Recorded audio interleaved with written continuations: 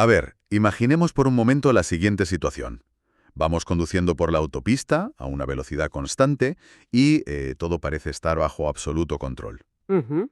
Y de repente, en el salpicadero del coche se enciende esa pequeña luz roja, la del motor. Ujú. Parpadea. Al principio, claro, hay un nudo en el estómago, una especie de alarma primaria. Sí, el susto inicial que todos tenemos. Exacto.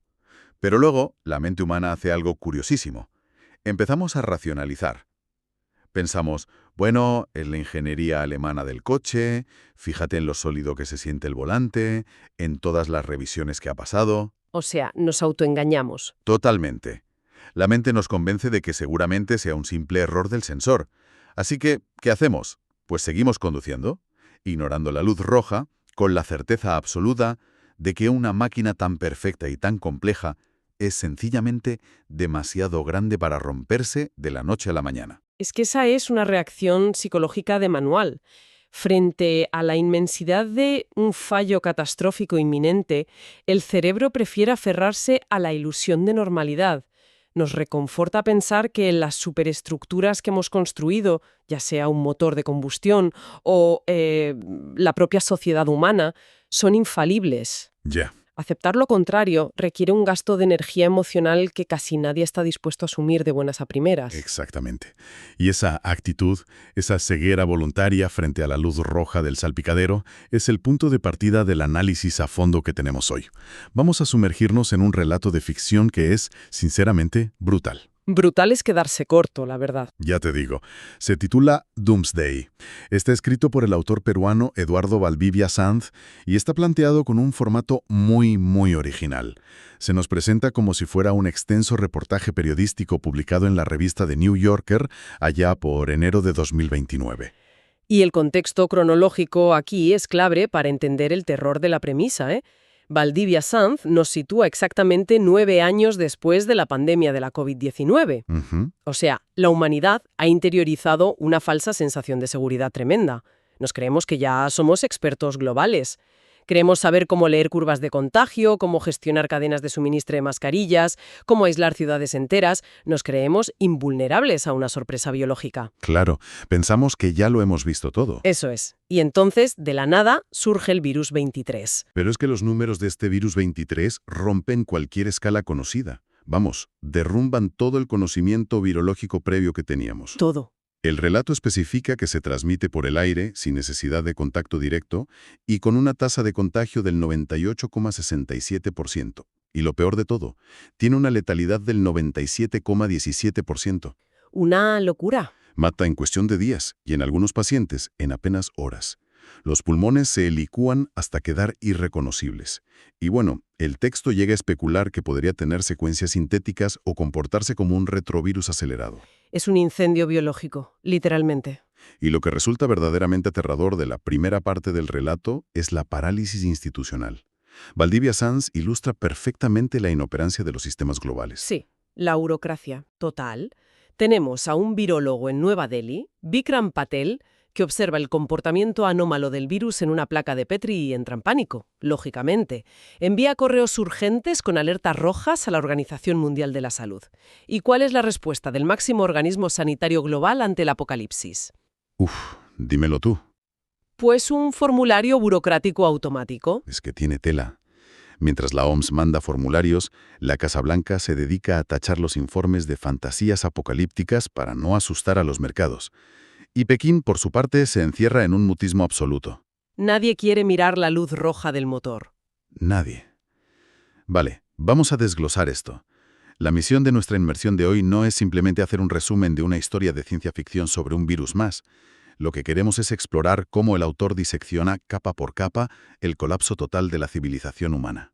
Desde arriba hasta abajo. Desde la cúspide del poder político y las élites millonarias hasta llegar al ciudadano de a pie en los barrios más vulnerables.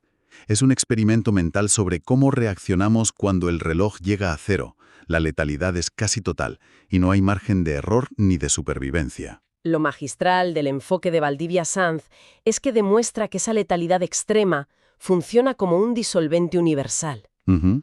Cuando la biología entra en la ecuación con un 97% de mortalidad, Todas esas barreras artificiales que hemos inventado a lo largo de los siglos para sentirnos seguros se evaporan. Los títulos, el dinero... Exacto.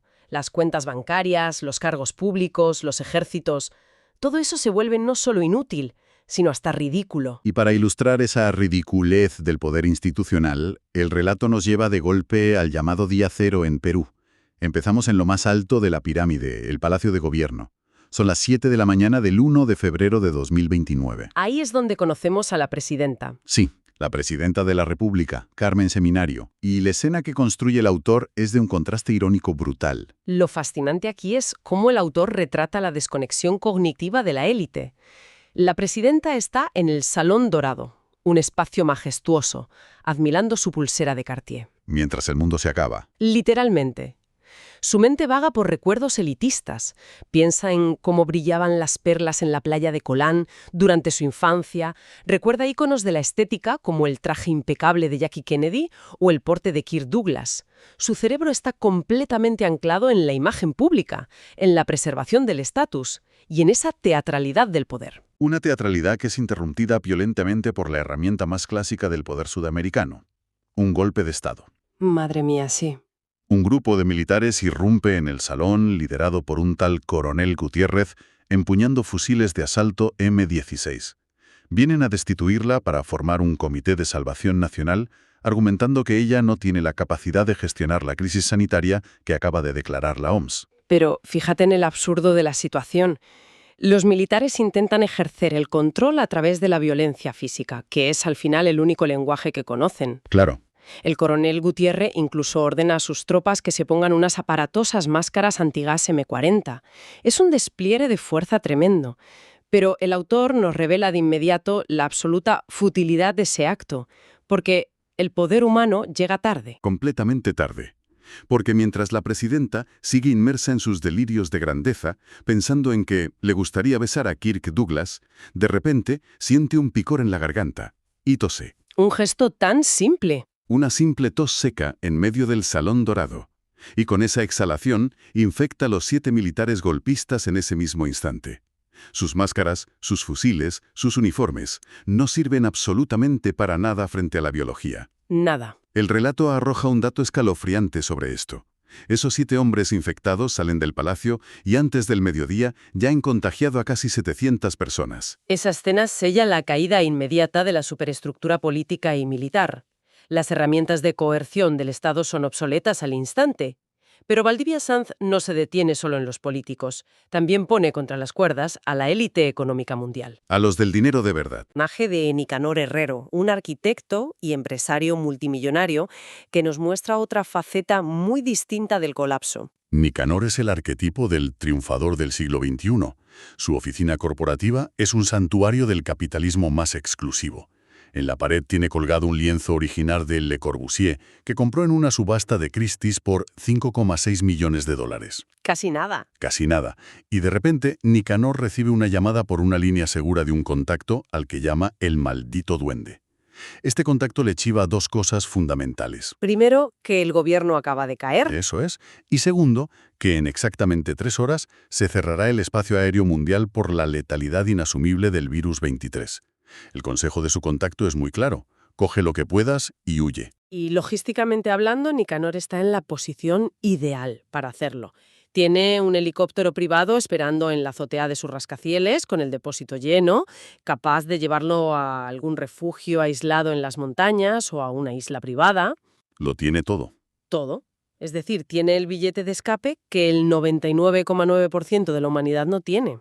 Pero, a ver, espera, aquí es donde yo me quedé perplejo al leerlo. Nicanor sube, abre su caja fuerte, saca una pistola calibre 45 y saca obras de arte en miniatura. Un par de cuadros de Monet, un Picasso, un Modigliani. Se sirve un vaso de whisky de Malta de 21 años y decide no huir. Llama a su piloto y le dice que se vaya a casa con su familia. Es un giro tremendo. Nicanor elige viajar a su casa en la playa de Colán, para sentarse a beber frente al mar y conversar de arte con el humilde guardián de la finca hasta que el virus lo mate. ¿Tú cómo interpretas esto? Porque por un lado, parece una rendición cobarde de un hombre poderoso que se rinde a la primera de cambio. Ya. Pero por otro, no sé, hay algo de iluminación trágica en su decisión, ¿no? Sí, sí. Si conectamos esto con el panorama general de las ciencias sociales, la decisión de Nicanor es un momento de lucidez nihilista desoladora. Lucidez, claro. Nicanor comprende, mucho antes y más rápido que el resto de la población, que el capital no te inmuniza. Se da cuenta de que el dinero, al fin y al cabo, es una alucinación colectiva. Una ficción. Exacto. Para que un cuadro de Modigliani valga millones, necesitas una sociedad estructurada que acuerde que ese lienzo tiene valor. Si la sociedad se ahoga en sus propios fluidos pulmonares, ese cuadro pasa a ser solo un trozo de tela manchada. Totalmente. Nicanor acepta que su vida entera, dedicada a amasar poder y corromper, ha perdido su significado en cuestión de segundos. El helicóptero no lo salvaría de un virus aéreo, solo prolongaría una soledad absurda en un mundo muerto. Aquí es donde la cosa se pone realmente interesante, porque si el estatus político es una ilusión que no te salva, y si los millones en el banco se convierten en billetes del Monopoly que tampoco te salvan, uno pensaría que la pura y dura preparación táctica y logística sí debería funcionar. Los famosos preparacionistas. Justo. Y para explorar esta idea, el relato abandona las esferas de poder en Lima y nos aterriza en la clase media alta de la ciudad de Piura. Entramos de lleno en la dinámica de una familia que sobre el papel era la envidia de cualquier manual de supervivencia. Exacto, la familia de Raúl. Raúl es la encarnación perfecta del arquetipo del prepper. Es ese tipo de persona que vive obsesionada con el control de las variables externas. Lo tiene todo medido. Sí, ha blindado su casa, tiene paneles solares en el techo, ha instalado una máquina carísima que extrae agua potable de la humedad del ambiente, tiene despensas enteras llenas de cilindros de lejía y alimentos no perecederos, y por si fuera poco, su hermano Carlos ha logrado cruzar el país desde Lima en coche. Trayendo un arsenal, por cierto. Menudo arsenal. Una pistola 9 milímetros, una escopeta de repetición y una carabina 22. Vamos, que Raúl ha construido una auténtica fortaleza. Y él se pasea por su búnker bebiendo whisky y leyendo las memorias de Winston Churchill, sintiéndose súper reivindicado pensando, yo tenía razón, el mundo se iba al garete y yo me preparé. Claro, el triunfo personal en medio del caos. Pero volviendo a la analogía del coche del principio. Puedes tener el chasis más blindado, resistente e impenetrable del mundo, pero si el aire que respiran los pasajeros dentro del habitáculo es tóxico, el blindaje no te sirve de nada. Así es. Y en esta casa, la toxicidad no viene solo del virus exterior, viene del colapso psicológico interno de la familia. Ese es el gran talón de Aquiles del movimiento prepper, que el autor destapa tan brillantemente. Raúl asume que el ser humano es una máquina racional que únicamente necesita ingesta calórica, hidratación y seguridad perimetral para seguir adelante. ¿Como si fuéramos robots? Tal cual, pero ignora por completo la fractura de la psique humana frente al abismo. Mientras Raúl clava maderas en las ventanas creyendo que puede dejar el apocalipsis de puertas para afuera, su esposa, Pamela, se está desintegrando emocionalmente en el sofá. Y la tragedia de Pamela es que ella es profesional de la salud, trabaja en una clínica. Ella conoce la realidad médica del virus 23. Sabe que las matemáticas de un 98% de contagio aéreo hacen imposible la supervivencia a largo plazo. Ella sabe que no hay salida. Sabe que no habrá vacuna. Así que, en su desesperación lúcida, opta por el apagón químico. Ha robado bolsas enteras de medicación de su clínica. Ansiolíticos, clonazepam, tramal. Se pasa los días drogada para no tener que estar consciente frente al horror que Raúl intenta combatir a base de maderas y clavos. Y luego tienes la reacción de Carlos, el hermano, que es otro extremo. Carlos ni intenta sobrevivir activamente, ni se droga para olvidar. Él elige la vía de la anestesia nihilista.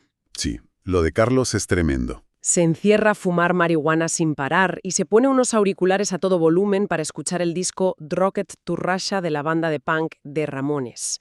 Carlos incluso verbaliza su estado. Dice que sabe perfectamente que ya están todos muertos y que simplemente están atrapados en una pesadilla larguísima de la que despertarán cuando crucen al otro lado.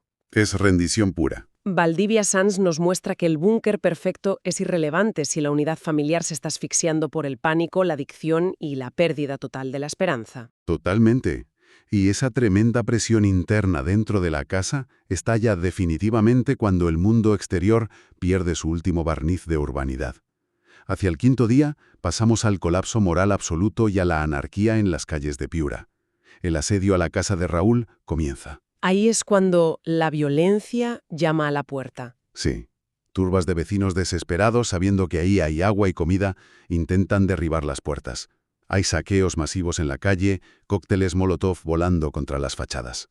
Es el descenso instantáneo al estado de naturaleza de Hobbes, una lucha darwiniana por los recursos inmediatos donde la moralidad sencillamente desaparece. Se esfuma. Y lo peor es que las defensas de Raúl funcionan, pero al altísimo coste de su propia humanidad. Él y Carlos terminan apostados en las ventanas, abriendo fuego contra sus propios vecinos. En una escena crudísima, Raúl dispara su escopeta y le destroza el pecho a un hombre que intentaba saltar el muro. El asesinato se normaliza en cuestión de minutos.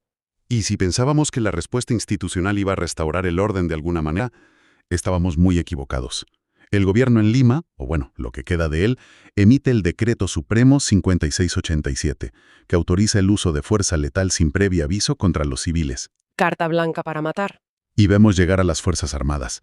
Hay una imagen brutal donde un tanque del ejército pasa por la calle de Raúl y literalmente aplasta con sus orugas de acero el brazo de un cadáver que yacía en el jardín.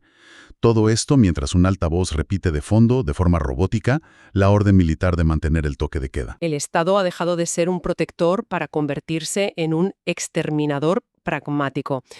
Pero el autor va incluso un paso más allá de la violencia por recursos o de la represión estatal. Sí, se mete en un terreno mucho más oscuro.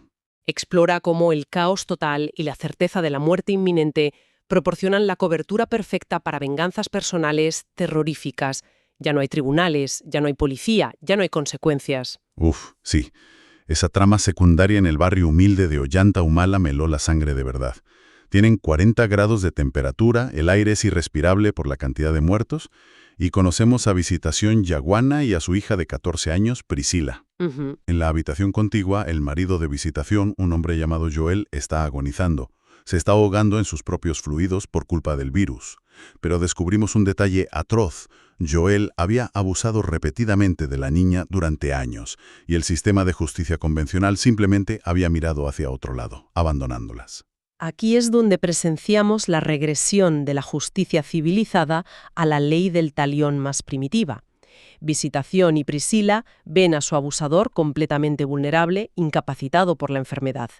En lugar de ofrecer cuidados paliativos o dejar que el virus siga su curso natural, deciden aplicar la justicia que el Estado les negó. Es fortísimo. Lo atan a la cama con una cuerda de nylon amarilla, lo rocían de arriba a abajo con la gasolina que sacan de un mototaxi y es la propia niña, Priscila, la que exige ser ella quien encienda y arroje el fósforo. Lo queman vivo. Y a mí lo que más me impactó no fue solo el asesinato en sí, fíjate, sino la reacción del entorno. El olor a carne y colchón sintético quemado inunda toda la calle. Los gritos de Joel resuenan por el barrio entero. ¿Y qué hacen los vecinos? Miran a otro lado. Miran hacia el suelo, hacia sus propios patios, hacia la nada. Justo a 3 casas de distancia de donde un hombre arde vivo, hay un niño pequeño cantando el cumpleaños feliz frente a una tarta reseca de canela, como si nada estuviera pasando. Hay un déficit de empatía absolutamente escalofriante. Es que la empatía es un lujo. Exacto. La empatía es un lujo de quienes se sienten a salvo. Cuando estás aterrado, simplemente miras hacia otro lado. Esa apatía vecinal es el síntoma definitivo de que la comunidad, como concepto humano, ha muerto. Esto plantea una pregunta importante sobre los límites de la ética en situaciones extremas. Porque si volvemos a las instituciones que teóricamente encarnan el cuidado y la protección, el panorama es aún más oscuro. Sí cabe. Hacia el 7º día, el autor nos traslada al Hospital Cayetano Heredia. Es una zona de guerra. Los médicos están completamente sobrepasados, rotos. Las reservas de oxígeno han caído al 18%. Los generadores diésel tienen combustible para apenas 3 días. Un desastre logístico total. Y para añadirle un toque casi medieval al asunto, en los exteriores del hospital hay turbas de fanáticos religiosos gritando por megáfonos que el virus 23 es la llegada física del anticristo. Y en medio de ese escenario, de ese auténtico infierno en la tierra, presenciamos el momento que, para mí, marca el punto de no retorno moral para las instituciones. La aplicación de la Directiva 45. La Directiva 45 es una orden militar que destroza cualquier juramento hipocrático o código de honor que quede. El relato nos sitúa con el teniente Jacinto Chumbi, que intercepta a un convoy con sus propias tropas. Se da cuenta de que 12 de sus soldados jóvenes han empezado a desarrollar síntomas del virus. Tosen, sudan, tienen fiebre. O sea, ¿sus propios hombres? Sus propios chavales. Siguiendo fríamente las órdenes de sus superiores en Lima, el teniente Chumbi aparta a esos 12 chicos. Les ordena caminar 100 metros por la avenida vacía, dejar sus fusiles de asalto en el asfalto y darse la vuelta. Acto seguido, ordena al resto de la tropa sana que los ejecuten por la espalda con fuego cruzado. Es brutal. Y los fusilan ahí mismo, en medio de la calle, para extirpar la infección y evitar que contagien al resto del batallón.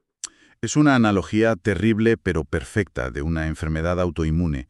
Cuando un cuerpo humano entra en un fallo sistémico grave, a veces su propio sistema inmunológico enloquece y empieza a atacar y destruir sus propios órganos sanos o a sus propias células. Todo en un intento desesperado por sobrevivir. Exacto. El ejército matando a sus propios soldados es el Estado devorándose a sí mismo para intentar salvar un cuerpo nacional que, de todos modos, ya está muerto. Lo más triste de la escena es que los soldados infectados están tan aletargados por la falta de oxígeno que ni siquiera intentan correr o protestar. Solo esperan las balas. Es un sacrificio inútil dictado puramente por el pánico matemático. Saben que el virus es imparcial, pero las balas también lo son. Todo este clímax de violencia institucional y callejera nos arrastra de vuelta en el día 8 al epicentro del relato, la casa fortificada de Raúl. Y es aquí donde el gran plan logístico del Prepper culmina en una tragedia digna de Shakespeare. Porque la ironía es cruel, la verdad. Raúl, el hombre que lo tenía absolutamente todo previsto, se contagia del virus no por una brecha en su sistema de seguridad, sino por salir a la calle a quemar los cadáveres de los saqueadores que él mismo había matado, para evitar el hedor. Es que es el colmo. La fiebre lo ataca con una virulencia extrema. Entra en un estado de delirio paranoico brutal. En mitad de la noche, confunde a su propio hermano Carlos, que iba medio drogado buscando algo en la cocina, con un intruso armado. Y en un acto reflejo, fruto del miedo que llevaba semanas cultivando, Raúl le dispara con la escopeta, matando a su hermano en el pasillo de su casa impecablemente fortificada. El supuesto protector se convierte en el verdugo de su propia familia. Es la refutación final del mito Prepper. Raúl muere a las pocas horas, asfixiado por sus propios pulmones, escupiendo sangre en medio de los generadores y las carísimas latas de conserva. Un horror. Y el resto de los adultos sucumbe a su propia desconexión. Pamela muere esa misma madrugada de un paro respiratorio mezclado con la sobredosis de ansiolíticos, justo después de rogarle a su hijo pequeño que nunca apague el purificador de agua.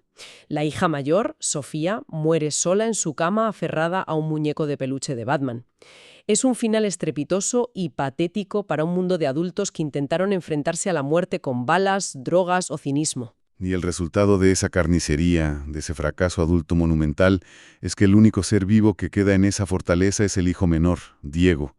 Un niño pequeño, completamente solo, a las 3 de la madrugada, rodeado de los cadáveres de su familia, en una casa que huele a cloro, a pólvora y encierro. Pobre niño. Y en medio de ese horror incomprensible, de ese trauma masivo, Diego hace algo que me rompió el corazón. Se acerca al tocadiscos, levanta la aguja con cuidado y pone el vinilo de Rocket to Russia, de Ramones, simplemente para sentirse cerca de algo conocido. Y justo en ese momento, cuando esperamos que el relato termine en la oscuridad más absoluta y desesperanzadora, Valdivia Sans introduce un giro brillante hacia una extraña inocencia. Alguien llama a los restos de la puerta principal. Diego, con terror, lógicamente, se acerca. Y abre. Y quien aparece no es un saqueador sediento de sangre, sino Emma Furlong. Es una adolescente del barrio, la chica que sacaba las mejores notas en matemáticas del colegio La Salle. Aparece vistiendo una camiseta de la banda Led Zeppelin y lleva colgado a la espalda un fusil de asalto M16 que, evidentemente, le ha quitado a algún soldado muerto en la calle. Entonces, ¿qué significa todo esto? Tienes a 2 niños solos en el fin del mundo. Una de ellas va armada con armamento militar. Todo el relato te ha estado condicionando página tras página para esperar violencia. Diego la mira aterrado y le pregunta, temblando, si ha venido a matarlo. La tensión es máxima ahí. Y Emma lo mira extrañada y le contesta, con total naturalidad, ¿cómo te voy a matar, si somos del mismo barrio? En lugar de exigirle el control de los paneles solares o de la máquina de agua, Emma mete la mano en su mochila, saca una gran tableta de chocolate con almendras y se la ofrece. Valdivia Sans utiliza este encuentro, este pequeño instante, para darnos la lección filosófica final de la obra. Emma parte el chocolate en 2 y le da el trozo más grande a Diego. Se sientan en el suelo del pasillo, bajo la luz parpadeante de las baterías solares, con la máquina extrayendo agua del aire y la música de Johnny Ramón sonando de fondo. Es una imagen súper potente. Y Emma incluso le comenta a Diego, masticando, que mañana saldrá a buscar más chocolate, porque ahora toda la ciudad está vacía y pueden coger el que quieran. Es una conclusión poderosísima. Nos dice que cuando el dinero, los gobiernos, los ejércitos y los búnkeres tácticos fracasan, lo que realmente sobrevive de la humanidad no es el instinto depredador darwiniano, sino las conexiones más minúsculas, irracionales y generosas. Compartir un trozo de chocolate con un vecino asustado. Ese es el verdadero núcleo de nuestra especie. Ha sido una inmersión absolutamente intensa, la verdad. Hemos viajado desde la hipocresía de los salones del poder político y el nihilismo de los rascacielos financieros, bajando a las entrañas del colapso moral, a los fusilamientos médicos y al fracaso de la paranoia de la supervivencia física. Sí. Para terminar aquí, en la quietud de dos críos compartiendo un dulce y escuchando punk rock mientras el planeta se apaga. Y nos demuestra que la supervivencia humana, en su sentido más profundo, no consiste únicamente en alargar los latidos del corazón a toda costa, sino en preservar la capacidad de asombro, de compasión y de consuelo mutuo frente al abismo. Y esto nos deja con una reflexión monumental para cualquiera de las personas que nos está escuchando hoy. Si el telón de nuestra civilización cayera mañana mismo, si nuestras agendas, nuestros títulos universitarios y nuestros ahorros se convirtieran instantáneamente en polvo y ruido, ¿qué sería lo último que elegiríamos preservar en nuestros minutos finales? Es para pensarlo, desde luego. Este análisis sugiere que quizá, cuando la luz roja del salpicadero finalmente nos obligue a detener el motor en mitad de la noche eterna, lo más digno no sea intentar arreglar una máquina que ya no tiene arreglo, ni liarse a tiros con los demás conductores. Quizá lo más humano sea simplemente subir el volumen de la radio, ofrecerle a quien tengamos al lado lo poco que nos quede, y escuchar una última canción en buena compañía. ¿Qué canción elegiría quien nos oye para ese instante? Ha sido un verdadero placer desgranar todo esto hoy. Hasta la próxima inmersión.